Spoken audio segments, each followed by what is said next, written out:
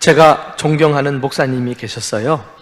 이분은 서울대학교를 나오신 분이십니다. 목회도 잘 하셔서 큰 교회를 이루셨지요.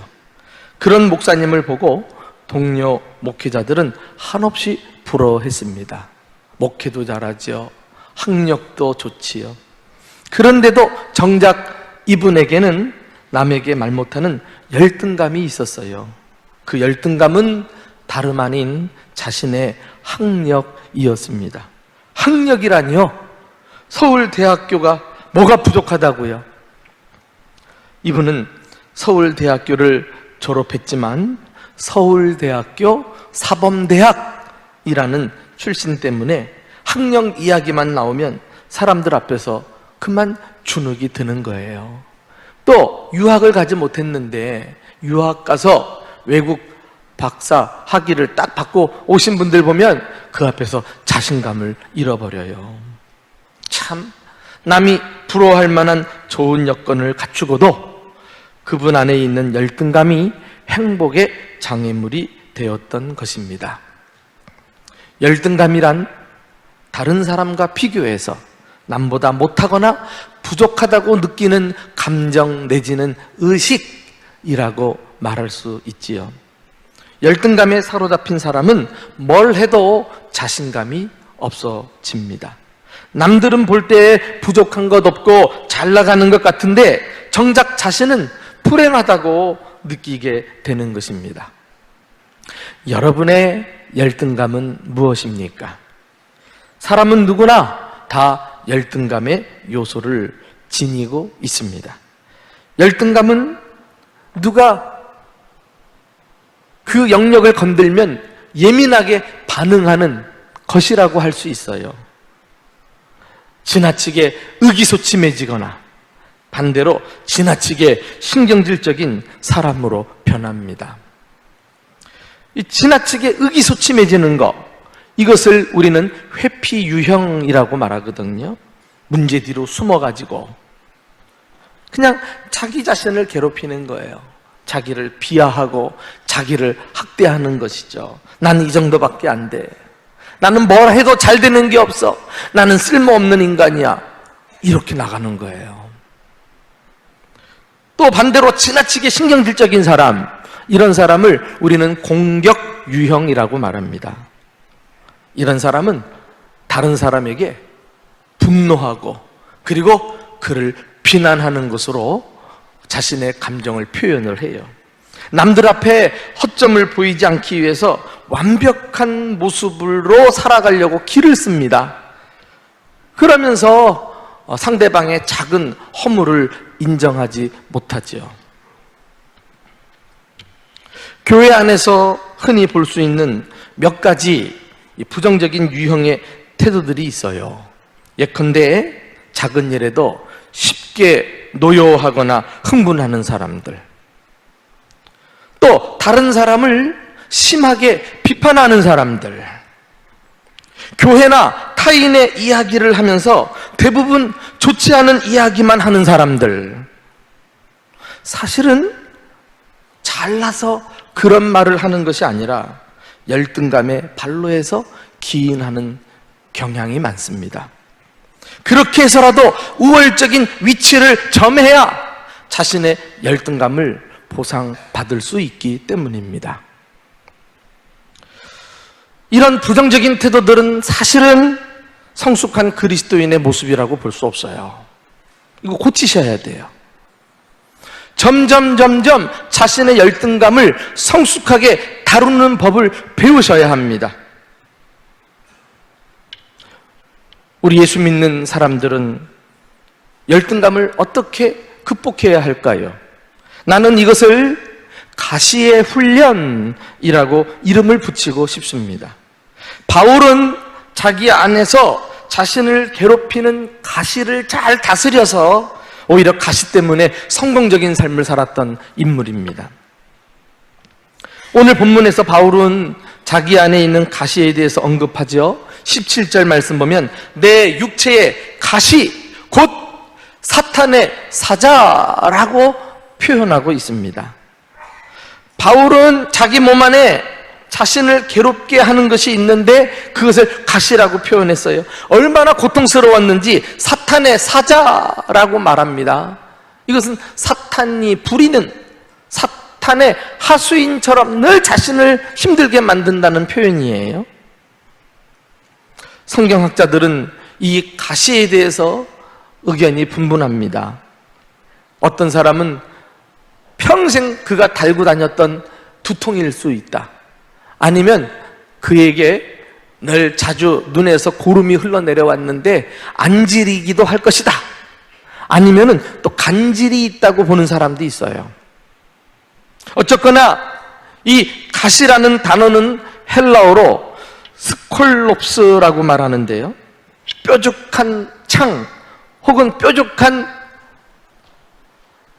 말뚝, 이런 뜻을 가지고 있어요. 이 가시로 인해서 사도 바울은 순간순간 고통을 당했습니다. 기도하면 다른 사람의 질병은 단번에 떠나가요. 문제를 한 번에 해결을 해주는데 정작 자신은 가시를 달고 살아야만 했던 것입니다. 생각해 보세요. 얼마나 유명한 사도입니까? 하나님의 일꾼으로서 이 가시 때문에 체면도 안 서고 권위도 안 서고 사역에도 불편하기가 한두 가지가 아니에요. 그래서 자기 권위도 내세울 겸 자기 안에 있는 가시는 숨기고 살았을지도 몰라요. 이렇게 가시는 보통 사람들에게 드러내고 싶지 않은 열등감이라고 할 수가 있습니다. 그러나 오늘 본문에서 자신의 열등감을 극복하는 바울을 보게 됩니다.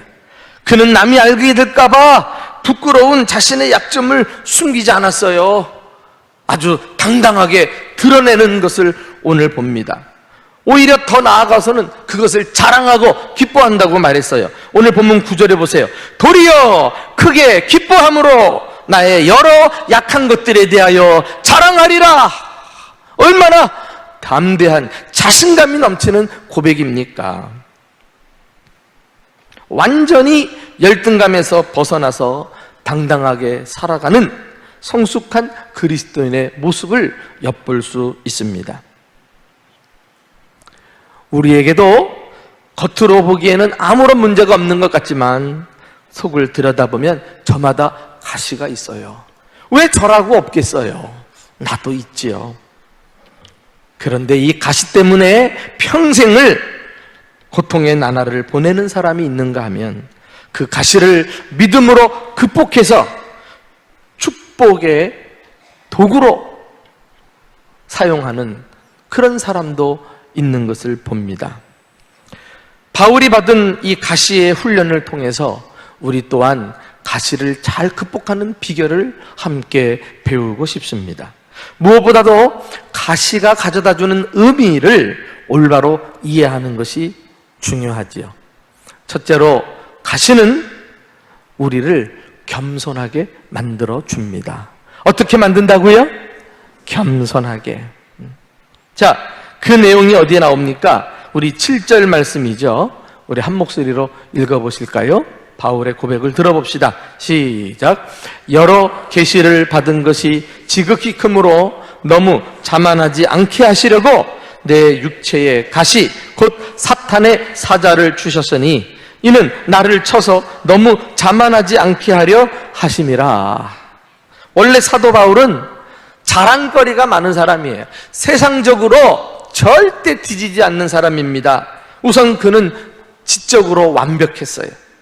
헬라 철학에 능통한 인물입니다. 혈통이나 가문도 화려한 집안에서 태어났어요.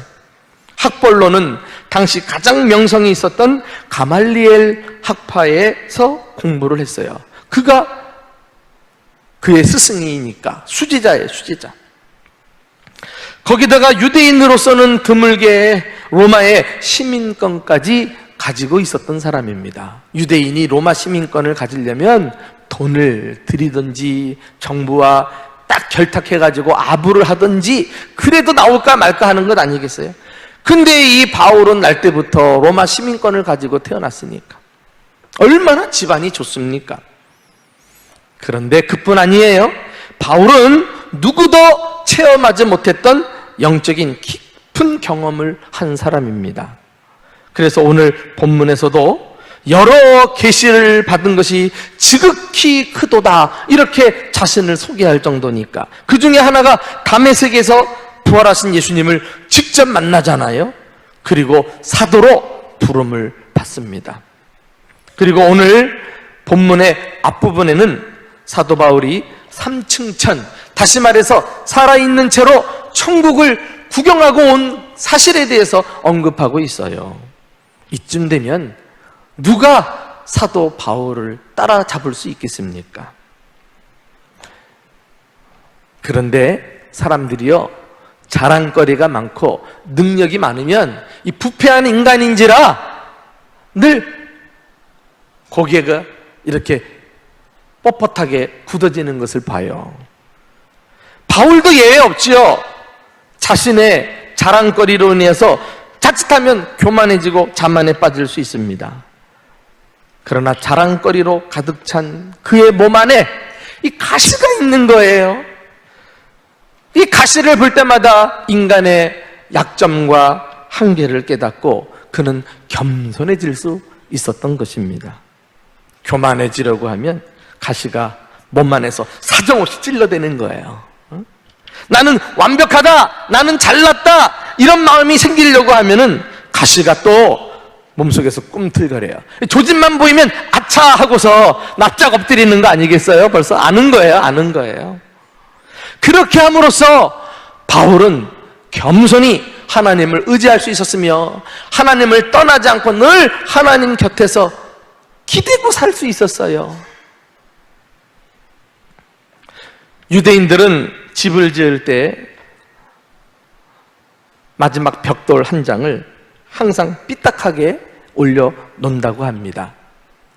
어느 유대인 가정에서 아버지와 아들이 집을 짓는데 열심히 벽돌을 쌓아 올라서 담을 만들었어요. 그리고 지붕을 만듭니다. 지붕 위로 올라가서 굴뚝을 세우는데 반듯반듯하게 벽돌로 쌓았다가 마지막 벽돌 한 장을 아버지가 각도를 약간 틀어서 삐딱하게 올려놓는 거예요. 아버지, 이거 아니잖아요, 보기 흉하게. 그렇게 이야기했더니 아버지가 말해 주었습니다. 아들아, 하나님만이 완전한 분이란다. 우리는 언제나 불완전한 인간임을 잊어서는 안 되는 거야. 참 지혜로운 민족은 틀림없어요. 이 삐딱하게 세우는 벽돌 한 장, 이것은 그 집의 가시와 같은 역할을 할 거예요. 그러나 그 가시가 하나님의 완전하심과 하나님의 위대하심을 드러낸다는 거 아닙니까? 여러분, 우리 안에 있는 가시는 하나님의 위대하심을 드러내며 인간의 연약함과 한계를 인정하게 되면서 우리가 항상 하나님 앞에서 겸손한 자로 살아가게 해주니 이 얼마나 축복의 도구라고 할 수 있습니까? 오늘 가시 때문에 힘들어하고 어려움을 겪는 분들마다 하나님이 나를 낮추시고 겸손하게 믿음을 요구하시는 것을 깨닫고 하나님의 위대하심을 드러내고 하나님과 친밀한 믿음의 관계 속에 살아가는 저와 여러분 되시기를 예수님의 이름으로 축원합니다. 두 번째, 가시는 하나님께 기도하게 만들어요. 뭐하게 만든다고요? 기도하게 만들어요. 가시는 우리를 겸손하게 해서 하나님께 나아가 엎드리게 합니다. 자, 오늘 8절 말씀 다 같이 읽어보실까요? 시작. 이것이 내게서 떠나가게 하기 위하여 내가 3번 주께 간구하였다 그랬어요. 흔히 우리는 기도하라고 할 때 바빠서 못한다고 이야기합니다. 그러나 실제로는 교만해서 안 하는 거예요. 기도 안 해도 잘 되는 것 같고 일이 술술 풀리니까 아직 자신만만해서 자신을 믿을만 하니까 하나님 굳이 나와서 기도하지 않고 살아가는 거예요. 여러분, 기도는 하나님을 의지하는 자만이 할 수 있는 믿음의 표현입니다. 히브리서 4장 16절에 그러므로 우리는 긍휼하심을 받고 때를 따라 돕는 은혜를 얻기 위하여 은혜의 보좌 앞에 담대히 나아가라.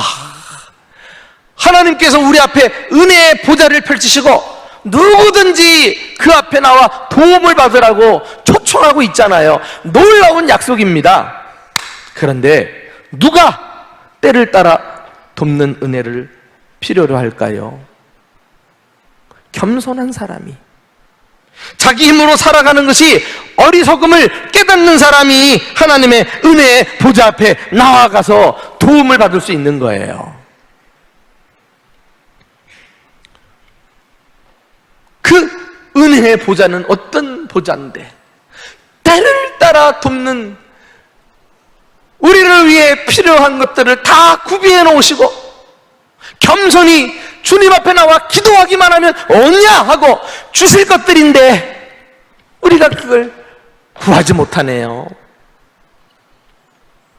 그러나 이제 가시의 훈련을 받으면서 가시 때문에 우리는 더욱 주님 앞에 부르짖어 기도할 수 있기를 주님의 이름으로 축원합니다. 사랑하는 교회 여러분, 지금 여러분은 어떤 문제로 고민하고 계셔요? 무엇 때문에 그토록 아파하십니까? 무엇이 여러분을 힘들게 하는 가시입니까? 기도할 수 있는 최적의 기회가 찾아온 거예요. 하나님께 나와 겸손히 은혜를 구하면 상상할 수 없는 축복을 예비해 놓으시고 기도하는 사람에게 응답해 주십니다. 엘가나의 아내 한나를 기억하십니까? 그녀의 가시는 자식을 낳지 못하는 거였어요. 이것이 늘 그녀를 낙심하게 만들었고 절망하게 만들었어요. 게다가 자식이 있던 분인나라고 하는 또 다른 아내가 한나의 이 약점을 들춰내면서 자꾸 약을 올리는 거 있죠. 그 바람에 한나가 화가 머리끝까지 치밀어 올랐어요. 성경에 보면은 격분시켰다 이런 말이 2번이나 나와요. 얼마나 당시 한나의 그 상태가 힘이 들었을지 짐작을 합니다. 그러나 한나는 여느 사람과 달랐어요. 우리 보통 화를 그냥 팍 터뜨리고 그리고 막 뒷수습도 못하고 무책임한 경우가 얼마나 많아요. 근데 한나가 다른 것은 그가 격분할 줄도 알았지만 바로 성전으로 가서 하나님께 엎드려 기도할 줄 알았다는 거예요. 자신의 괴로운 마음을 하나님께 쏟아부은 것입니다. 그리하여 선물로 받은 아들이 누구죠? 그 유명한 이스라엘의 지도자 사무엘 선지자 아닙니까? 한나에게 이 찌르는 가시가 없었으면 그녀는 기도의 필요성을 느끼지도 않았을 거고 굳이 성전까지 가서 기도 엎드리지 않았을 것이고 그러면 사무엘도 태어나지 않았을 것이고 이스라엘은 계속 불행한 역사를 반복했을 것입니다. 야, 이것 보면 한 사람의 작은 가시가 나라를 살리는 위대한 축복의 도구가 될 수 있다니까요. 여러분, 지금 가시가 여러분들을 힘들게 하는 것만 들여다보면서 이것이 다라고 생각하면 안 돼요. 하나님이 어떤 뜻이 있어서 내게 이것을 허락하셨을까? 도대체 이 가시를 사용하셔서 무슨 일을 이루시려고 하는가? 내게 무엇을 주시려고 하는가? 그걸 붙들어야죠. 사도 바울도 가시 문제로 인해서 예외 없이 하나님 앞에 기도했네요. 우리 아까 읽었습니다마는 이것이 내게서 떠나가게 하기 위하여 내가 3번 주께 간구하였다. 3번뿐만이겠어요. 그러나 3번이라고 하는 단어는 그의 간절한 기도, 마음을 다하는 기도를 표현하는 말이라고 할 수가 있어요. 그렇게 해서 그의 기도가 응답됐습니까? 그가 기도한 대로 정말 그의 몸에서 가시가 떨어져 나갔나요? 여러분, 그 다음에 성경 말씀을 보면은 가시가 사라졌다 뭐 이런 말은 없어요. 가시는 여전히 있어요. 그러면 그의 간절한 기도가 거절당한 건가요? 이상합니다. 너희가 내 이름으로 무엇이든지 구하면 내가 주리라 약속한 것은 어디 갔어요? 우리가 여기서 기도에 대해서 한 가지 분명하게 알고 넘어가면 좋겠어요. 여러분, 기도 응답은 내가 하고 내가 바라는 것만 얻는 것만 기도 응답이 아닌 것입니다. 하나님 편에서 내가 미처 알지 못하는 것을 주실 때가 있어요. 오히려 그 응답이 진짜 응답이죠. 사도 바울이 그래요. 자기는 가시를 옮겨달라고 기도했는데 가시는 그대로 두고 하나님이 다르게 응답하셨어요. 그 응답이 무엇입니까? 우리 9절에 나와요. 9절에 우리 다 같이 읽어보실까요? 시작. 나에게 응답이 왔잖아요. 응답하셨어요. 시작. 내 은혜가 내게 족하도다. 이는 내 능력이 약한 데서 온전하여짐이라 하신지라. 그러므로 도리어 크게 기뻐함으로 나의 여러 약한 것들에 대하여 자랑하리니 이는 그리스도의 능력이 내게 머물게 하려 함이라. 내 은혜가 내게 족하도다. My grace is sufficient for you. 내 은혜가 내게 충분하도다 이 말이에요. 공동번역 성경에는 너는 이미 내 은총을 충분히 받았다, 부족하지 않다, 이런 뜻이거든요. 여러분, 하나님은 바울 속에 있는 가시를 그대로 두시고 그 안에 은혜의식을 지금 집어넣어 주고 계십니다. 이것을 깨닫는 것이 가시의 문제를 해결하는 것보다 바울에게 있어서 더 중요하다고 하나님이 판단하신 거예요. 이것이 진짜 응답 아닙니까? 하나님은 바울이 비록 고통 중에라도 하나님의 은혜가 여전히 부어지고 있음을 깨달아야만 했던 것입니다. 우리는 흔히요, 어려운 일을 만나면 하나님의 사랑을 의심하게 되어요. 특히 열등감에 빠지면 하나님의 은혜가 자기에게 뭔가 부족하다고 느껴요. 남과 비교해가지고 와, 저 사람은 하는 일마다 승승장구하고 복도 잘 받고 은혜를 저렇게 충만하게 주는데 뭐야, 나는 왜 이렇게 항상 부족하게 대하시지? 이러면서 시험이 오잖아요. 그게 아니라는 거예요. 바울에게 있는 그런 의심의 일말을 주님은 여지없이 다 제거해내시고 지금도 변함없이 그를 사랑하시고 그에게 한량없는 은혜를 부어주고 계시는 선하신 하나님을 확인시켜 주시기를 원했던 것입니다. 이 사실을 깨닫고 나니까 자기 안에 가시가 있는 게 아무런 문제가 없는 거예요. 왜? 이 가시조차도 하나님이 내게 필요해서 주신 거니까. 그렇다면 나에게 선한 것임을 그는 믿게 된 거예요. 야, 최고의 응답은 내 자신이 바뀌는 겁니다. 내가 변화받는 거예요.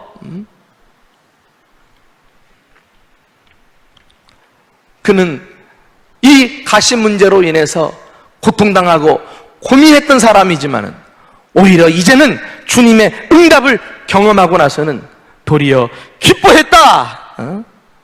얼마나 놀라운 변화입니까? 여러분, 우리 또한 가시로 인해서 절망하고 힘들 때 이 믿음을 가지고 고난을 바라본다면, 가시를 우리가 직시한다면 그 상황이 얼마나 많이 달라질까요? 아, 이것은 저주가 아니라 축복이구나, 불행이 아니라 나에게 행복이구나, 하나님께서 이 가시의 훈련을 통과하고 견뎌낼 때 주시는 보상이 있구나, 이걸 우리는 확신하며 살아야 되겠습니다. 여러분, 한번 따라해 볼까요? 큰 소리로 따라해 봅시다. 하나님은 언제나 내게 최선의 것을 주신다.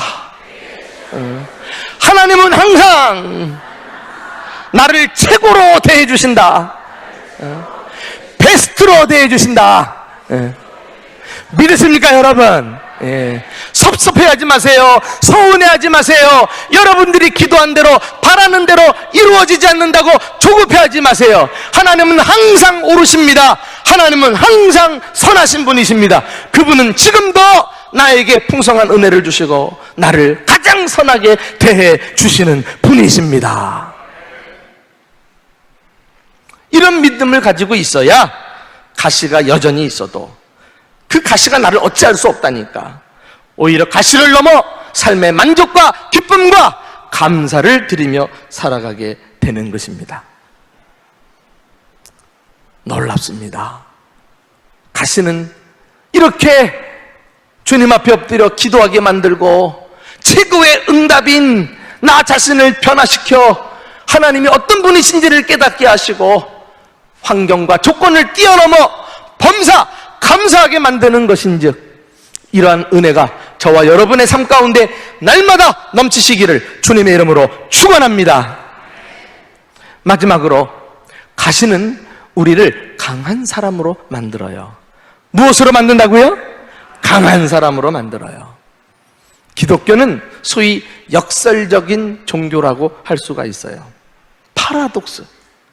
예수 믿는 사람은 세상 방식과 완전히 반대로 사는 사람입니다. 이걸 이해하지 못하면은 다시 세상으로 같이 흡슬려 가버려요.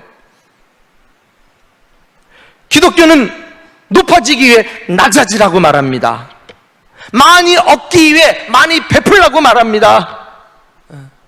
살기 위해 죽으라고 말합니다. 이걸 어떻게 납득할 수 있느냐 말이에요.